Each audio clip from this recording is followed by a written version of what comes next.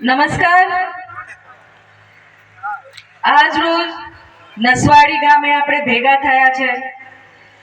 આમ આદમી પાર્ટીની મીટિંગ આજે અમે યોજાઈ છે।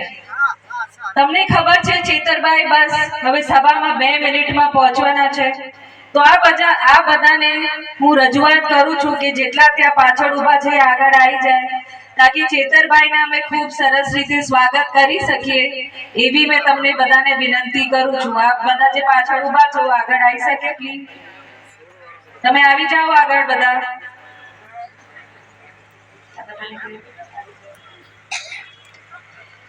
હવે આપણે તડકો વેઠી શકીએ તો જ આપણે કઈ આગળ કઈ કરી શકવાનું।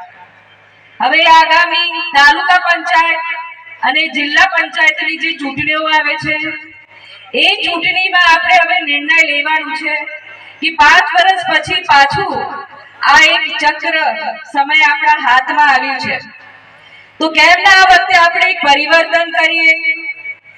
તાલુકા પંચાયત અને જિલ્લા પંચાયતની બોડી આપણે નસવાડી ખાતે બેસાડીએ અને છોટાઉદેપુર જિલ્લામાં જિલ્લા પંચાયતની બોડી આપણે બેસે, આપણે આવો પ્રયત્ન કરીએ।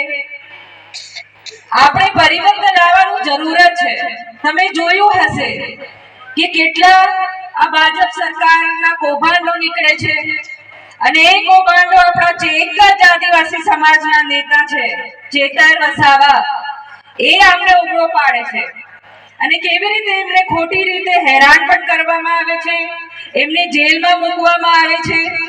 હમણાં તમે જોયું હશે તાજેતરનું મનરેગાનું કૌભાંડ, 2500 કરોડનું મનરેગાનું કૌભાંડ ચેતરભાઈએ કાઢેલું, જેમાં ખોટી રીતે ખોટા પૈસા ઉપાડવામાં આવ્યા હતા બહારની એજન્સીઓથી, અને એ એજન્સીઓએ બીજી પાર્ટીથી સગવડ કરીને એમની પૈસા બારોબાર ઉપાડી લીધા અને દેશ વિદેશોમાં મિલકતો બનાવી લીધી।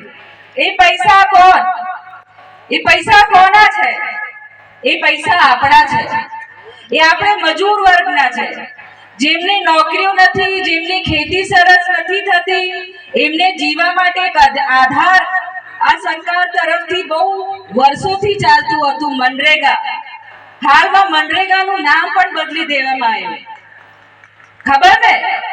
તો પૂછું છું કે જે અમારા મજૂરો છે જે દિવસની 500, 1000, 1500 ની મજૂરી કરીને એનું જીવન ચલાવે, એનો ચૂલો સળગાવે, તો એમના પૈસા તમે કોને પૂછીને તમે આનું કૌભાંડ કર્યું? કોને પૂછીને બારોબાર આના પૈસા તમે ચાવી ગયા? હું